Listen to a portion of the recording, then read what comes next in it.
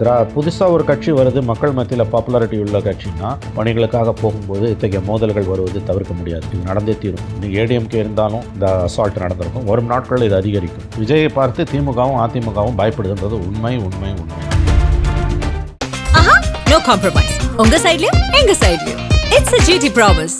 Adyar Ananda Bhavan sweets and snacks மற்றும் A2B veg restaurant. உங்கள் பசியார எங்கள் ருசி பேசும். இந்த தேர்தலோட தவிர்க்க முடியாத சக்தி விஜய். பிடிக்குதோ பிடிக்கலையோ, கரூர் இன்சிடென்ட்டுக்கு பிறகு அது குறையல. தன்னுடைய மாவட்டத்துக்கு தக்க வைக்க வேண்டும் என்றால் அங்கே விஜயோட கட்சியுடைய பொலிட்டிக்கல் ஆக்டிவிட்டீஸை அவங்க எவ்வளோ தூரம் முடியுமோ அவ்வளோ தூரம் அங்கே அதை தடுக்கணும், அதுக்கு கட்டையை போடணும். இது திமுக மட்டும் இல்லை, தேர்தல் நெருக்கத்தில் இதே வேலையை அதிமுகவும் செய்யும். துறைமுகத்தில் 10 பேர் போகும்போது அடிக்கிறான்னு சொல்கிறீங்களே, மாநிலம் முழுவதும் போனால் எப்படி அடிப்பான் அவங்கள? அப்படியே அடித்தாலும் அது உங்களுக்கு சாதகமாக மாறும். இஷ்யூஸ் வளர வளர தான் உங்கள் மீதான அடக்குமுறை வளர வளர தான் நீங்கள் வளருவீங்க. டிஎன்பிசி கொலாப்ஸ் எவ்வளோ பெரிய இஷ்யூ. வேலையில்லா திண்டாட்டம் தான் மாநிலத்தின் நாட்டின் முக்கியமான பிரச்சனை. இன்றைக்கி திமுக எதிர்கட்சியாக இருந்தால் அந்த பிரச்சனையை மிகப்பெரிய அளவில் ஊதி பெருசாக்கி இருக்கும், பெருசாக்கணும். அதிமுகவும் அந்த திறமை இல்லை, விஜய்க்கு சுத்தமாக இல்லை. இதுதான் நடக்க போகுது. அதுக்கான ஒரு இதுதான் இப்போ ட்ரெய்லர் தான் இப்போ ஓடி இருக்குது. இப்போ 2 பேரும் சேர்ந்து அடிப்பாங்க. ஆகவே நீங்கள் அதை தயாராக இதுதான் கள அரசியல்ன்றது. பாரம்பரிய திமுக குடும்பங்கள்லேயே 10 ஓட்டு இருக்குன்னா 7 ஓட்டு 8 ஓட்டு விஜய்க்கு போகுது. அதிமுகவில் 10 ஓட்டு இருக்குன்னா 9 ஓட்டு போகுது. 2 பக்கத்துலையும் ஒரு உடைக்கிறார். Is cutting into both sides. Consolidate ஆகணும். ஓட்டு கன்சால்டேட் ஆகாம you are in vote bank politics. இந்த புரிதலே அவருக்கு இல்லை. உங்களுக்கு பிடிக்கிறதோ பிடிக்குதோ திமுக அதிமுகவை சொல்லுகிறேன், பெரிய கட்சிகள் இந்த தேர்தலோட தவிர்க்க முடியாத மைய சக்தி விஜய் தான். இப்போ இந்த விருப்பமனுவை பற்றி பேசும்போது டிவிகே அவர்களினுடைய விருப்பமனு வாங்கிக்கலாம் அப்படின்னு சொல்லக்கூடிய அந்த நாளில் நிறைய பேர் வாங்கினாங்க, ஆயிரக்கணக்கில் வாங்கினாங்க அப்படின்னு நான் ஒரு பேச்சு கேள்விப்படுறப்ப இன்னுமே டிவிகேக்கு மக்கள் மத்தியில் சில சமயங்களில் இல்லை, முன்னாடி இருந்து அந்த செல்வாக்கு இல்லை, அது மங்கிட்டு வருதுன்னு சொன்னால் கூட இப்போ விருப்பமனு வாங்குறதுக்கே இவ்வளோ பேர் விருப்பமாக இருக்கிறாங்க அப்படின்னு சொல்லக்கூடிய பட்சத்தில் இன்னுமே விஜய்க்கான அந்த மாதம் அந்த கிரேஸும் இருக்க தானே செய்யுது. அவர் 15 நாளைக்கு ஒரு தடவை தான் பேசுகிறாருன்னா கூட அவரோட கிரேஸ் அப்படியே தான் இருக்குது. அதில் எந்த சந்தேகமும் இல்லை. There is a slight dip in his popularity, but அவருக்கான அந்த மாஸ் இருந்துகிட்டு தான் இருக்குது. இந்த தேர்தலோட தவிர்க்க முடியாத சக்தி விஜய். பிடிக்குதோ பிடிக்கலையோ, ஆகவே இன்னமும் இருக்கிறது என்பது தவறு. அது இருந்து கொண்டே தான் இருக்கிறது. கரூர் இன்சிடென்ட்டுக்கு பிறகு அது குறையல. பட் டிசம்பர் 18 ஈரோடு மாநாட்டுக்கு பிறகு, கூட்டத்துக்கு பிறகு, ஜனநாயகன் பட பிரச்சனை, சிபிஐ சம்மன்ஸுக்கு பிறகு ஒரு சிறிய அளவில் ஒரு 3% வரைக்கும் டிப் இருந்ததுன்றாங்க. பட் அவங்களுக்கு இருக்கக்கூடிய அந்த ஓவரால் செல்வாக்கு என்பது அப்படியே தான் இருக்குது. பிடிக்குதோ பிடிக்கலையோ, உங்களுக்கு பிடிக்கிறதோ பிடிக்குதையோ, திமுக அதிமுகவை சொல்லுகிறேன், பெரிய கட்சிகள் இந்த தேர்தலோட தவிர்க்க முடியாத மைய சக்தி விஜய் தான். அவர் தோற்று போகலாம், பட் அவர் உடைக்கக்கூடிய வாக்குகள் தான் ஆட்சி யாருக்கு என்பதை தீர்மானிக்கப் போகிறது. இது 2 பேருக்கும் நல்லாவே தெரியும். பாத்தியதை இருக்கிற கட்சிகள் இந்த 2 கட்சிகளும் ஒருத்தருக்கு தக்க வச்சுக்கணும், ஒருத்தருக்கு ஆட்சியை கைப்பற்றணும். விஜய் இந்த தேர்தலின் 26 சட்டமன்ற தேர்தலின் தவிர்க்க முடியாத சக்தி விஜய் தான். இப்போ விஜய் அவர்கள் ப்ரெஸ்ஸை மீட் பண்ணுறதில்ல, அடிக்கடி பேசுகிறதில்லலாம் ஒரு பக்கம் அவர் மேலே ஒரு விமர்சனம் இருந்தாலும் கூட அவர் 15 நாளைக்கு ஒரு தடவை இந்த மாதிரி ஒரு மக்கள் சந்திப்பு பண்ணுறாரு, இல்லைன்னா அவங்களுடைய தொண்டர்களை சந்திக்கிறாரு. அப்போ அதில் அவர் பேசக்கூடிய பேச்சு அப்படிங்கிறது அடுத்து ஒரு வாரத்துக்கு ஒரு டிஸ்கஸ் பண்ணக்கூடிய, டிபேட் பண்ணக்கூடிய ஒரு டாப்பிக்காக இருக்குது. எல்லோரும் அதை பற்றி தான் பேசுகிறாங்க. நாளைக்கு இன்ஃபேக்ட் சேலமில் ஒரு கூட்டம் நடக்க போகுது. ஆனால் அவங்க தரப்புலேருந்து கன்சிஸ்டண்ட்டாக சொல்கிறது என்ன, நாளைக்கு நடக்கக்கூடிய கூட்டம் கூட மக்கள் சந்திப்பாக இருக்க வேண்டிய ஒரு கூட்டம். நாளைக்கு நிர்வாகிகளோடு சேர்ந்து 5000 பேர்னு கணக்கு வச்சுருக்காங்க. 4998 பேர் QR கோட் கொடுத்துருக்கோம், அவ்வளோ பேர் தான் உள்ளே வரணும்னு சொல்கிறாங்க. ரொம்ப ரெஸ்ட்ரிக்ஷன்ஸ் நடுவில் அவங்களுமே ரொம்ப ஒரு காஷியஸாக இருக்கிறாங்க இந்த முறை அப்படின்னு பார்க்க முடியுது. இப்போ இவ்வளோ நெருக்கடிகள் தொடர்ந்து அவங்களுக்கு கொடுக்கப்பட்டுட்டே இருக்கிறது அப்படிங்கிறது எங்கள் மேலே எல்லாருக்கும் பயம் இருக்குங்கிறாங்க. அப்போ அது உண்மை தானே? 100% உண்மை. விஜயை பார்த்து திமுகவும் அதிமுகவும் பயப்படுதுன்றது உண்மை உண்மை உண்மை. ஏன்னா அது கொரில்லா அட்டாக் மாதிரி எந்த பக்கத்துலேருந்து எப்படி வரும்னு தெரியாது. பாரம்பரிய திமுக குடும்பங்கள்லேயே 10 ஓட்டு இருக்குன்னா 7 ஓட்டு 8 ஓட்டு விஜய்க்கு போகுது. அதிமுகவில் 10 ஓட்டு இருக்குன்னா 9 ஓட்டு போகுது. 2 பக்கத்துலேயும் ஒரு உடைக்கிறார். Is cutting into both sides. அதனால் இது ஒரு ஒரு காம்ப்ளிகேட்டட் சுச்சுவேஷன். இதில் உங்களுக்கு விஜயை பிடிக்கலாம், பிடிக்காமல் போகலாம். விஜயை பற்றின உங்களோட மதிப்பீடு எதுவாக வேணால் இருக்கலாம். பட் அவர் இந்த தேர்தலில் இந்த 2 கட்சிகளுக்கும் மிகப்பெரிய ஒரு நெருக்கடியை கொடுத்துருக்கிறார். 2 கட்சிகளும் உண்மையிலேயே அவர்கள் ஆங்கிலத்தில் சொல்கிறேன்னா தேர் கீப்பிங் தேர் ஃபிங்கர்ஸ் கிராஸ்ட். அவர்கள் ஒரு பதட்டத்தில் தான் 2 பேரும் இருக்காங்க. இதில் எந்த சந்தேகமும் வேணாம். குறிப்பாக திமுகவுடைய பதட்டம் மிக அதிகமாக இருக்கிறது. ரூல்ஸ் போட்டு ஒரு வகையான நெருக்கடி கொடுக்கறதுங்கிறது ஒரு டைப். இப்போது சமீபத்தில் நார்த் சென்னையில் டிவிகேனுடைய தொண்டர்கள், அவங்களுடைய கட்சி சார்ந்தவர்கள் வீடு வீடாக போய் இந்த எலெக்ஷன் ரிலேட்டடாக டேட்டா எடுக்கிறதும் அவங்க கன்வின்ஸ் பண்ணுறதுக்குமா போகும்போது ஆட்கள் அவங்களை அடித்தாங்க அப்படின்னு சொல்லி நியூஸ் பார்க்குறோம். நிறைய பேர் பேட்டி இல்லாமல் கொடுத்தாங்க. அப்போ இந்த மாதிரி கொடுக்கக்கூடிய இந்த மாதிரியான பிரச்சனைகள் அப்படிங்கிறது எதை காமிக்குது? அதாவது புதுசாக ஒரு கட்சி வருது, மக்கள் மத்தியில் பாப்புலாரிட்டி உள்ள கட்சின்னா அந்த கட்சி அரசியல் பணிகளுக்காக போகும்போது இத்தகைய மோதல்கள் வருவது தவிர்க்க முடியாது. இது நடந்தே தீரும். வரும் நாட்களில் இது அதிகரிக்கும். திமுகவுடைய மாவட்ட செயலாளர்கள் ஒவ்வொருவரும் பதைபத்து கொண்டிருக்கிறார்கள். அங்கே விஜய் கட்சி தாவேக்காவினர் பொலிட்டிக்கல் ஒர்க்குக்கு போகிறாங்கன்னா அதை அவங்க அலோவ் பண்ணுறாங்க. வீடியோ, அதுவும் இன்றைக்கி சோஷியல் மீடியா காலம், எதையும் யாரும் மறைக்க முடியாது. மக்கள்கிட்ட அவங்களுக்கு வரவேற்பு வருதுன்னா அது அச்சு ஊடகத்திலேயோ காட்சி ஊடகத்திலேயோ சமூக வலைதளங்களிலோ பரவும் பொழுது அந்த குறிப்பிட்ட மாவட்ட செயலாளர் நெருக்கடிக்கு உள்ளாவார்.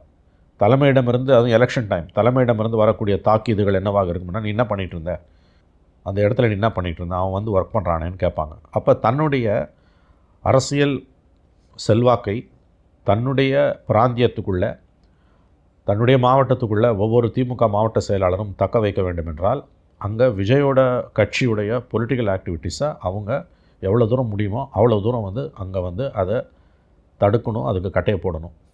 இது திமுகவுக்கு மட்டும் இல்லை, தேர்தல் நெருக்கத்தில் இதே வேலையை அதிமுகவும் செய்யும். இந்த குறிப்பிட்ட சம்பவத்தில், துறைமுகம் தொகுதியில் நடந்த சம்பவத்தில் எனக்கு ஃபுல் டீட்டெயில்ஸ் எனக்கு தெரியாது. 2 தரப்பு விதமான தகவல்கள் வருகின்றன. ட்ரையல்னு வச்சுக்கலாம். இது இப்போ ஓடுது. மெயின் பிக்சர் இனிமேல் தான் இருக்குது.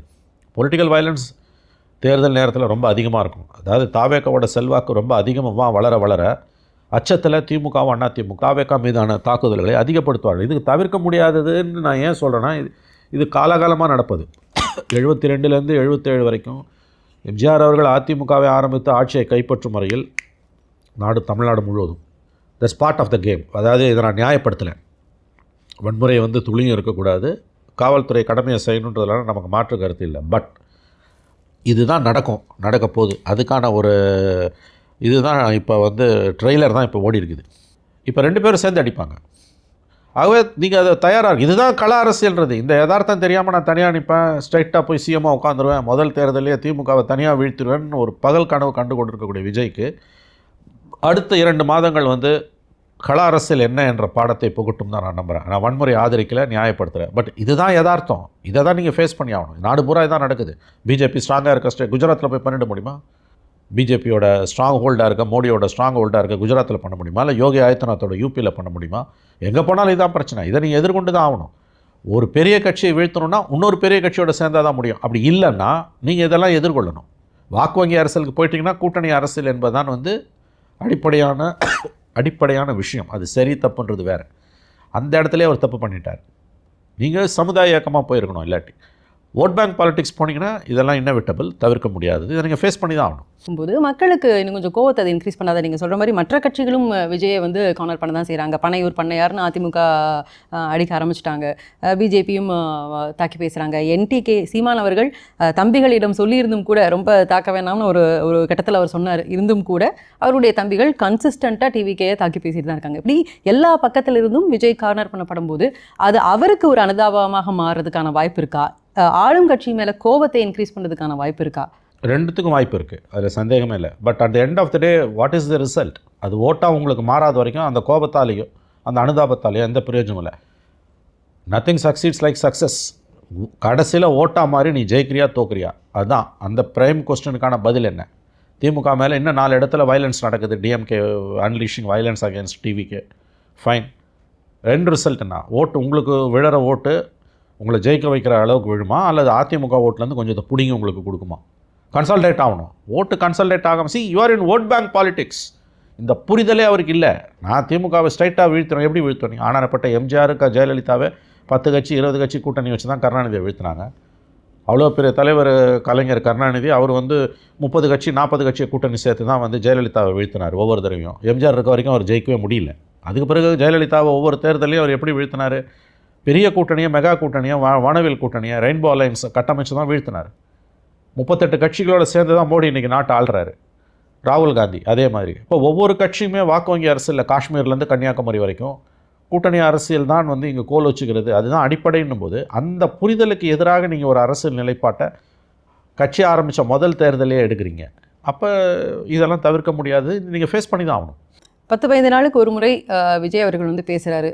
அப்படி பேசும்போதுமே வந்து இப்போ கொஞ்ச நாளாக என்னென்னா, பொது பிரச்சனை அப்படிங்கிறத தாண்டி அவர் மேலே வைக்கக்கூடிய விமர்சனங்களுக்கு பதில் சொல்லக்கூடிய வகையில் அவருடைய பேச்சு போன கூட்டத்திலையும் நம்ம பார்த்தோம். விமர்சனங்களுக்கு பதில் சொல்லக்கூடிய வகையில் தான் அந்த பேச்சு இருக்குது. அப்போது இவ்வளோ சிக்கல்களுக்கு இவ்வளோ ஆப்ஷன்ஸ் இருந்தும் மக்கள் விஜய் மேலே ஒரு நம்பிக்கை வைக்கிறாங்க அப்படின்னா, இப்போ அடுத்து அவருடைய பேசக்கூடிய பேச்சில் அவர் இன்னும் கொஞ்சம் கான்ஷியஸாக இருக்க வேண்டியிருக்கா?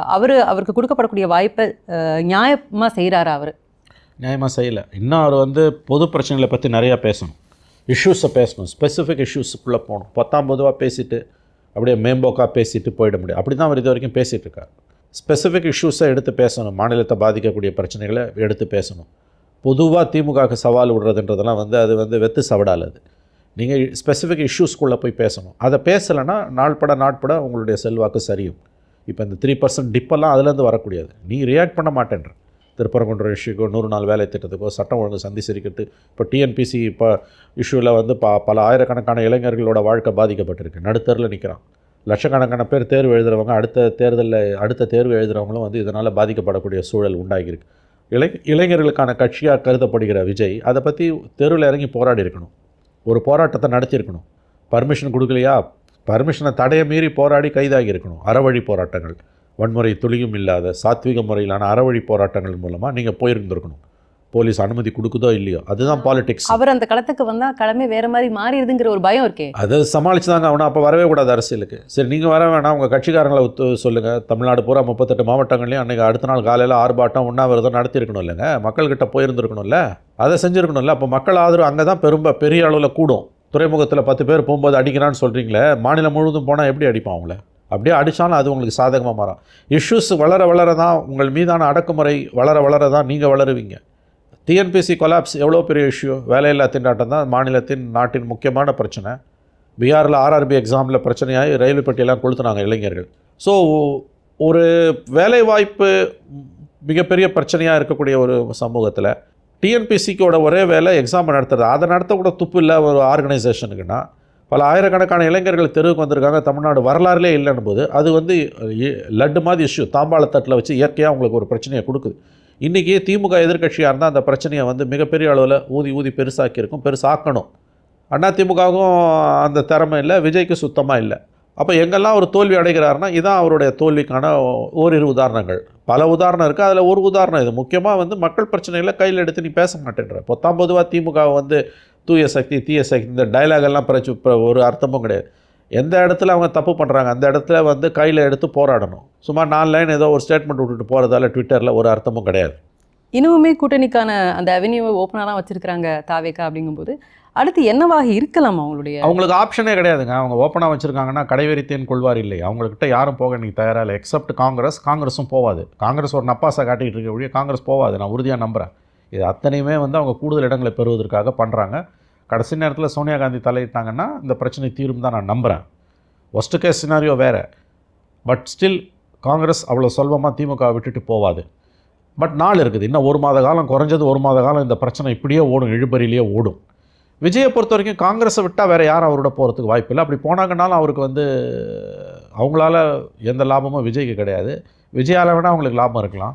பட் அத்தகைய சிறிய கட்சிகள் அல்லது வந்து தனிநபர்கள் அவங்களோட தேவைகள் வந்து விஜய் கிட்ட நிறைவேறாது. அது ஒன்று திமுக கூட்டணியில் நிறைவேறும், இல்லை அதிமுக கூட்டணியில் நிறைவேறும்.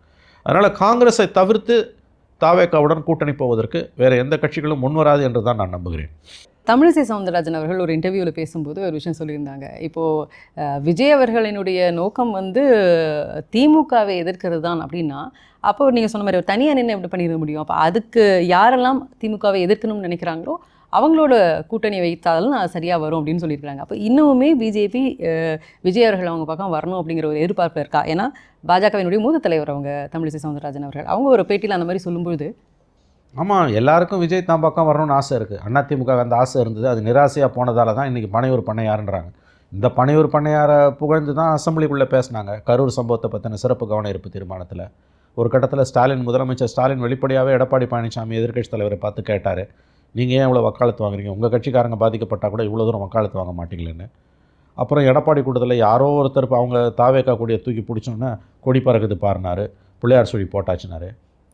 இன்றைக்கி அவர் தீய சக்தி தூய சக்தி ஊழல் சக்தின்னு சொன்னோன்னே அப்படியே புரட்டிக்கிட்டாங்க. சீச்சி இந்த பழம் புளிக்குன்றது தான் அதிமுக பனையூர் பண்ணையாருன்றது. பிஜேபிக்கு இன்னமும் ஒரு நப்பாசை ஓரமாக ஒட்டிகிட்டு இருக்குது. ஒரு ஒத்த சோத்து பறக்க வந்து பாத்திரம் சரியாக கழுவுலன்னா ஒட்டிகிட்டு இருக்கும்ல, அந்த மாதிரி வந்து ஐயோ விஜய் வந்துட மாட்டாரா, வந்துட்டார்னா நம்ம திமுகவை தோக்கடிச்சலாமேன்ற ஒரு எண்ணத்தில் அவங்க இருக்காங்க.